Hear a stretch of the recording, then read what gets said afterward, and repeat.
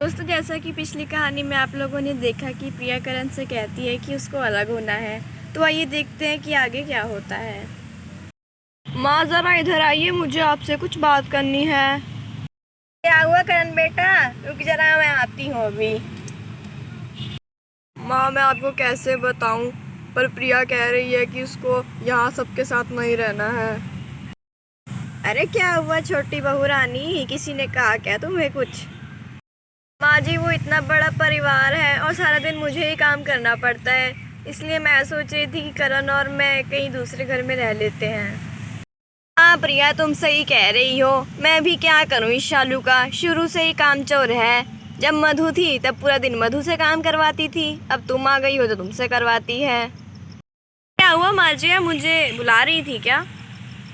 हाँ देख, तेरे से परेशान होकर छोटी बहू कह रही है कि मुझे कहीं और जाना है। अरे क्या हुआ प्रिया, मैंने ऐसा क्या कह दिया तुम्हें?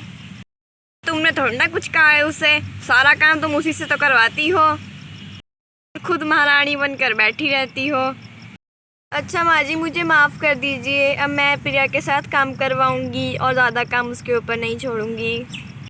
वे राजू के पापा वहाँ से आ जाते हैं।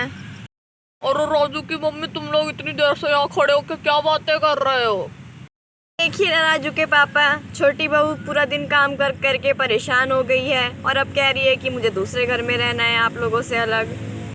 और मुझे तो पहले ही पता था कि एक ना एक दिन ऐसा ही होगा, इसीलिए तो मैंने ये वाला घर भी बनवा लिया था। करण बेटा, तुम ऐसा करो कि जो हम पहले जहाँ वाले घर में रहते थे तुम उसमें लेकर प्रिया को चले जाओ और वहाँ पे आराम से रहना।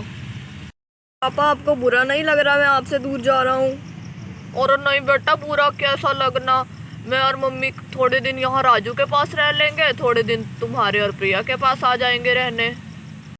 पापा आप बिल्कुल सही कह रहे हैं, ऐसा करके हमारे परिवार में प्यार भी बना रहेगा और काम को लेकर कोई लड़ाई झगड़ा भी नहीं होगा। जी, मैं सोच रही हूँ कि अब शालू दीदी भी कह रही है कि वो मेरे साथ काम करवाएंगी, तो हमको यहीं रहना चाहिए। नहीं नहीं छोटी बहू, तुम लोग कल को फिर कोई लड़ाई करोगे और लोग तमाशा देखेंगे और मुझे लड़ाई पसंद नहीं है, तो ऐसा करो तुम लोग दूसरे घर में ही जाकर रह लो। हाँ हाँ छोटी बहू, तुम्हें तो कोई टेंशन लेने की जरूरत नहीं है, तुम लोग दूसरे घर में चले जाओ। मैं और राजू की मम्मी थोड़े दिन यहाँ राजू के पास रह लेंगे और थोड़े दिन तुम्हारे पास आकर रह लेंगे। ना कहकर सभी लोग वहाँ से चले जाते हैं। अरे करण जी, आपके परिवार के लोग तो बड़े ही अच्छे हैं, मैं तो ऐसे ही उन्हें गलत समझ रही थी। तो अब सब कुछ हो ही गया है, तो अब नए घर में जाने की तैयारी करो। प्रिया भाभी, मैं ये क्या सुन रही हूँ, आप हमें छोड़ के दूसरे घर में जा रही हैं? हाँ मधु, वैसे तो हम कहीं दूर थोड़ी ना जा रहे हैं, यही पास वाले अपने घर में ही तो जा रहे हैं। हाँ वैसे हमारा ये वाला घर छोटा है और रहने में बहुत दिक्कत होती है, तो ठीक ही है। चलिए कोई बात नहीं, मैं आपसे मिलने आती रहूँगी। अरे क्या हुआ मम्मी, आप बड़ी देर से उधर जाके पता नहीं क्या बातें कर रही हैं? कुछ नहीं राजू बेटा, बस ये प्रिया सारा दिन घर का काम कर कर के परेशान हो गई है और अब हमसे अलग होना चाहती है। ये सब इस शालू की वजह से हो रहा है, सारा काम उस पर छोड़ देती है और कोई काम खुद नहीं करती है।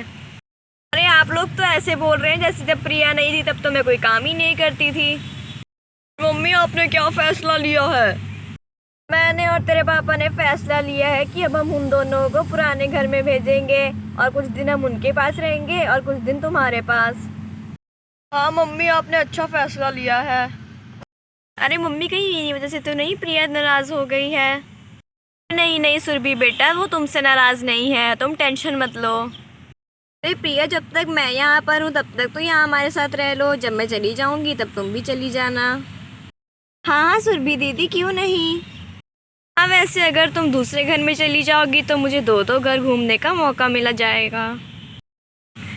सुरभि दीदी, आप भी कितना मजाक करती हैं। अच्छा, मैं ज़रा गोपाल को सुला कर आती हूँ। दोस्तों, वीडियो अच्छी लगी है तो इसे लाइक शेयर कमेंट करें और हमारे चैनल को सब्सक्राइब करें। धन्यवाद। दोस्तों, शालू की कहानी आज थोड़ी छोटी थी क्योंकि हमारे यहाँ बारिश हो रही है, इसलिए हमें बीच में ही शूटिंग रोकनी पड़ी। तो विदा के लिए माफ़ी चाहते हैं।